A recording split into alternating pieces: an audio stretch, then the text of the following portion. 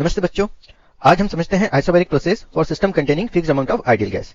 हम ये जानते हैं आइसोबैरिक प्रोसेस में प्रेशर कांस्टेंट रहता है, सो प्रेशर इज कांस्टेंट। अब मान लीजिए सिस्टम अभी स्टेट 1 पे है, और यहां पर प्रेशर है P, वॉल्यूम है V1, टेम्परेचर है T1, नंबर ऑफ मोल्स है गैस के N। अब मान लेते हैं हम यहां पर इसको हीट सप्लाई की, इस सिस्टम को हमने हीट सप्लाई की, और ये सिस्टम ठीक है हीट सप्लाई करेंगे तो टेम्परेचर बढ़ेगा, और पीवी इक्वल टू एनआरटी से टेम्परेचर बढ़ेगा तो वॉल्यूम भी बढ़ेगा। और मान लेते हैं कि सिस्टम जो है वो स्टेट 2 पे पहुंच जाता है एक्सपांड होके, जहां पर प्रेशर तो सेम रहता है क्योंकि प्रेशर इज कांस्टेंट, वॉल्यूम हो जाता है V2, टेम्परेचर हो जाता है T2 और नंबर ऑफ मोल्स गैस के तो N ही रहते हैं। ठीक है, अब प्रेशर कांस्टेंट है, तो अब इस केस में अगर हम देखें कि पीवी ग्राफ कैसे बनेगा, अब क्योंकि हमने हीट सप्लाई की है तो हम ये जानते हैं कि यहां पर जो टेम्परेचर है वो बढ़ेगा, तो टेम्परेचर जो T2 होगा it is greater than T1, और टेम्परेचर बढ़ रहा है और पीवी इक्वल टू एनआरटी से हम ये जान सकते हैं कांस्टेंट प्रेशर कंडीशन में fixed amount of ideal gas के लिए अगर टेम्परेचर की वैल्यू बढ़ती है तो वॉल्यूम भी बढ़ता है, तो यहां पर वॉल्यूम हो जाएगा V2 which is greater than V1। हम देखें इसका पीवी ग्राफ कैसा बनेगा। ठीक है, तो पीवी ग्राफ हम देखते हैं इसका कैसा बनता है। तो पीवी ग्राफ के लिए जैसे वर्टिकल एक्सिस पे हम ले लेते हैं प्रेशर और हॉरिजॉन्टल एक्सिस पे हम ले लेते हैं वॉल्यूम। तो वर्टिकल एक्सिस पे हमने ले लिया प्रेशर, हॉरिजॉन्टल एक्सिस पे हमने ले लिया वॉल्यूम। अब क्योंकि प्रेशर कांस्टेंट है, ठीक है, और वॉल्यूम बढ़ रहा है, तो हमें ये ग्राफ कैसा मिलेगा, ये हमें ग्राफ मिलेगा straight line. Pressure is constant and volume is changing. अब वॉल्यूम क्योंकि बढ़ रहा है, मतलब ये हो गया कि जो इनिशियल वॉल्यूम होगा वो होगा कम और जो फाइनल वॉल्यूम होगा वो होगा ज्यादा। मतलब ये है स्टेट 1 और ये है स्टेट 2, तो हमें जो डायरेक्शन मिलेगी वो कैसी मिलेगी, राइट साइड में। ठीक है, तो ये हमारा पीवी ग्राफ हो जाएगा फॉर आइसोबैरिक प्रोसेस। ठीक है, अब इसमें हम डिफरेंट कैलकुलेशंस करके देखते हैं। ठीक है, अब आइसोबैरिक प्रोसेस में हमें वर्क ट्रांसफर कैलकुलेट करना है। तो वर्क ट्रांसफर क्या हो जाता है, हम जानते हैं वर्क ट्रांसफर होता है minus of P external into V2 minus V1। अब क्योंकि यहां पर प्रेशर कांस्टेंट है तो एक्सटर्नल प्रेशर यानी सराउंडिंग के प्रेशर को हम सिस्टम के प्रेशर से रिप्लेस कर दें, तो यहां पर हो जाएगा minus P into V2 minus V1, और इसी को हम लिख सकते हैं minus of PV2 minus PV1, और PV2 को हम रिप्लेस कर सकते हैं आइडियल गैस इक्वेशन से minus of nRT2 minus nRT1। तो यहां पर हमें वर्क का रिलेशन एक और मिल जाता है minus of n into R into T2 minus T1। तो हम चाहें तो वर्क को है ना इस रिलेशन से भी कैलकुलेट कर सकते हैं और इस रिलेशन से भी कैलकुलेट कर सकते हैं depending on the information given in the system, है ना। और R की वैल्यू डिसाइड करती है कि वर्क की यूनिट क्या आएगी, है ना। R की वैल्यू अगर आपने 2 ली है तो वर्क कैलोरी में आ जाएगा, R की वैल्यू आपने 8.314 ली है तो वर्क जूल में आ जाएगा, एंड सो ऑन। तो this is about work transfer in isobaric process. अब अगर हमें इंटरनल एनर्जी चेंज देखना है, ठीक है, तो इंटरनल एनर्जी चेंज की अगर हम बात करें तो यहां पर फर्स्ट लॉ ऑफ थर्मोडायनेमिक्स अगर हम अप्लाई करते हैं, ठीक है, तो फर्स्ट लॉ ऑफ थर्मोडायनेमिक्स अगर हमने अप्लाई किया तो इंटरनल एनर्जी चेंज जो होता है this is equal to Q plus W, है ना, और प्रेशर कांस्टेंट है। ठीक है, तो इस केस में आप Q प्लस वर्क को लिख सकते हो, अभी जो हमने देखा minus of P into V2 minus V1 भी लिख सकते हो, या आप लिख सकते हो Q minus N into R into T2 minus T1। तो एक तो ये रिलेशन है जो आपको internal energy change, heat transfer और वर्क ट्रांसफर में रिलेशन दे देता है ना, फर्स्ट लॉ ऑफ थर्मोडायनेमिक्स। और इंटरनल एनर्जी चेंज हम एक और रिलेशन से निकाल सकते हैं, N into CV into T2 minus T1, NCV into delta T। यहाँ पर N जो है number of moles of ideal gas है, CV is molar specific heat at constant volume condition, T2 final temperature और T1 इनिशियल टेम्परेचर।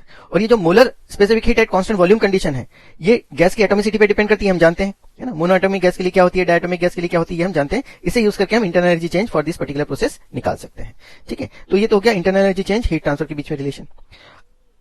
अब अगर हमें enthalpy change निकालना है तो एंथैल्पी चेंज जो होता है हम ये जानते हैं, एंथैल्पी चेंज होता है delta U plus P2V2 minus P1V1। अब इस केस में जो P है वो कांस्टेंट है तो ये हो जाएगा delta U plus P into V2 minus V1। ठीक है, ये रिलेशन हो जाएगा। या फिर आप लिख सकते हो delta H is equal to delta U plus P2V2 को आप nRT2 लिख सकते हो और P1V1 को आप nRT1 लिख सकते हो, आइडियल गैस इक्वेशन अप्लाई की। तो इसी से आपको ये रिलेशन मिल जाता है delta U plus n into R into T2 minus T1। तो आप एंथैल्पी चेंज कैलकुलेट करने के लिए दोनों में से किसी भी रिलेशन को यूज कर सकते हो। और fixed amount of ideal gas जैसे हमने देखा तो जो डेल्टा H होगा this is equal to N into CP into delta T, ये भी हम जानते हैं, तो which is equal to N into CP into T2 minus T1। यहाँ पर CP क्या है, CP है molar specific heat at constant pressure condition, ये भी गैस की एटोमिसिटी पे डिपेंड करता है और ये हम डिफरेंट वैल्यूज क्या लेते हैं हम जानते हैं, है ना। तो एटोमिसिटी के साथ में CP की वैल्यू क्या होगी ये हम ऑलरेडी जानते हैं तो उसको हम यूज करके enthalpy change for the given process निकाल सकते हैं। अब हम ये जानते हैं कि जो कांस्टेंट प्रेशर कंडीशन में एंथैल्पी चेंज जो होता है वो हीट ट्रांसफर के बराबर होता है। ठीक है, तो हम लिख सकते हैं heat transfer under constant pressure condition, अगर मैं इसे क्यूपी से रिप्रेजेंट करता हूं तो heat transfer under constant pressure condition is equal to enthalpy change and this is equal to NCP delta T. तो हीट ट्रांसफर आप एंथैल्पी चेंज से भी कैलकुलेट कर सकते हो। तो ये डिफरेंट रिलेशंस हैं जिनको आप यूज कर सकते हो टू सॉल्व प्रॉब्लम्स। ठीक है, और ये ध्यान रखिएगा अभी हम जो बात कर रहे हैं वो हम बात कर रहे हैं आइसोबैरिक प्रोसेस ऐसे सिस्टम के लिए जिसमें fixed amount of ideal gas है। केमिकल चेंज और ठीक है स्टेट चेंज के बारे में हम अभी बात नहीं कर रहे हैं, अभी हम ऐसे सिस्टम की बात कर रहे हैं जिसमें fixed amount of ideal gas है। ठीक है, अब इसके आगे बढ़े हम।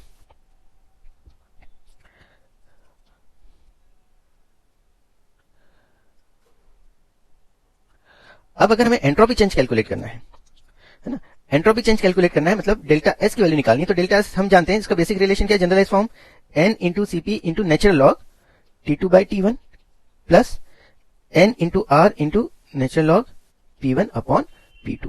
पर ये आइसोबारिक प्रोसेस है, तो आइसोबारिक प्रोसेस में P1 और P2 जो है, आइसोबारिक प्रोसेस में जो P1 और P2 है वो इक्वल है, तो ये कैंसिल होकर 1 हो जाएगा, तो ये पूरी टर्म क्या हो जाएगी 0। तो इस केस में जो एंट्रोपी चेंज आएगा फॉर द प्रोसेस ये आ जाएगा n into CP into log of T2 by T1। ठीक है, और entropy change is equal to, अगर बेस लॉग का बेस चेंज करना है तो 2.303 से हमें मल्टीप्लाई करना पड़ेगा, तो एंट्रोपी चेंज आएगा 2.303 into N into CP into log of T2 by T1। तो इन रिलेशन से हम कैलकुलेट कर सकते हैं एंट्रोपी चेंज। और यहाँ पर जो टेम्परेचर है वो केल्विन स्केल में ही रखना है हमें, है ना। सेल्सियस में दिया हो तो पहले केल्विन में कन्वर्ट करना और फिर यहाँ पर उस वैल्यू को पुट करना। तो यहाँ से हम एंट्रोपी चेंज कैलकुलेट कर सकते हैं इस रिलेशन से फॉर आइसोबारिक प्रोसेस। ठीक है, तो हम आगे बढ़ते हैं। अब इस पर एक क्वेश्चन सॉल्व करके देखते हैं। ठीक है, क्वेश्चन है 2 mole of oxygen gas heated from 300 kelvin to 400 kelvin at constant pressure, find work, internal energy change, enthalpy change, entropy change and heat transfer. और यूनिट कौन सी यूज करनी है हमें इसमें, कैलोरी यूज करनी है। तो अब देखिए हम जानते हैं कि जो वर्क ट्रांसफर का रिलेशन था इसका सोल्यूशन देख लेते हैं हम। तो जो वर्क होगा, अब क्योंकि यहाँ पे नंबर ऑफ मोल्स और टेम्परेचर दिया है तो वर्क का रिलेशन हम यूज करेंगे minus N into R into T2 minus T1। तो this is equal to minus of N की वैल्यू कितनी है 2, आर की वैल्यू क्योंकि कैलोरी में निकालना है तो 2, T2 कितना हो जाएगा 400 और T1 कितना हो जाएगा 300। तो इसको हमने सॉल्व कर लिया तो ये वैल्यू आ जाएगी माइनस 400 कैलोरी। तो वर्क आ जाएगा माइनस 400 कैलोरी। ठीक है, अब हमें देखना है हीट ट्रांसफर की वैल्यू। ठीक है, इंटरनल एनर्जी चेंज की वैल्यू। तो इंटरनल एनर्जी चेंज क्या हो जाएगी n into CV into T2 minus T1। अब जो n है, n की वैल्यू कितनी है यहाँ पर 2। अब क्योंकि डायटोमिक गैस है तो हम ये जानते हैं कि diatomic gas, oxygen is diatomic gas, तो उसके लिए जो सीवी की वैल्यू कैलोरी में होती है 5 कैलोरी पर मोल पर केल्विन। तो इसको आप मल्टीप्लाई कर देंगे 5 से इंटू T2 फिर से 400 माइनस 300। तो this is equal to 1000 calorie. ठीक है, ये हो जाएगा 1000 कैलोरी। ये वर्क ट्रांसफर हो गया। अब आपको निकालना है इंटरनल एनर्जी चेंज हो गया। अब आपको निकालना है एंथैल्पी चेंज। तो एंथैल्पी चेंज हम जानते हैं n into CP into T2 minus T1 लगेगा। तो n की वैल्यू फिर से 2। अब सीपी जो होगा डायटोमिक गैस के लिए वो होता है 7 इंटू 400 माइनस 300। तो ये वैल्यू कितनी हो जाएगी 1400 कैलोरी। तो ये हो जाएगी वैल्यू कितनी 1400 कैलोरी। अब क्योंकि अब एंट्रोपी चेंज भी निकालना है तो एंट्रोपी चेंज पहले देख लेते हैं। तो एंट्रोपी चेंज हो जाएगा 2.303 into n into CP into log of T2 by T1। तो this is equal to 2.303 into n की वैल्यू 2 इंटू सीपी की value again 7 into log of T2 कितना हो जाएगा 400 और T1 कितना हो जाएगा 300। इस इक्वेशन को सॉल्व कर लोगे तो आपको एंट्रोपी चेंज मिल जाएगा। अब हम ये जानते हैं कि कांस्टेंट प्रेशर कंडीशन है, तो कांस्टेंट प्रेशर कंडीशन में हीट ट्रांसफर जो होता है वो एंथैल्पी चेंज के बराबर होता है। तो इस केस में जो हीट ट्रांसफर होगा जिसको मैं QP से डिनोट कर रहा हूं which is equal to enthalpy change, और हम ये ऑलरेडी कैलकुलेट कर चुके हैं कितना है 1400 कैलोरी। तो इस तरीके से हम जो है वो डिफरेंट वैल्यूज को कैलकुलेट कर सकते हैं। ठीक है, आइसोबैरिक प्रोसेस में। आई थिंक मुझे लगता है ऐसा कि अब आपको इसके बेसिक एप्लीकेशन क्लियर हो गए होंगे। Thank you very much.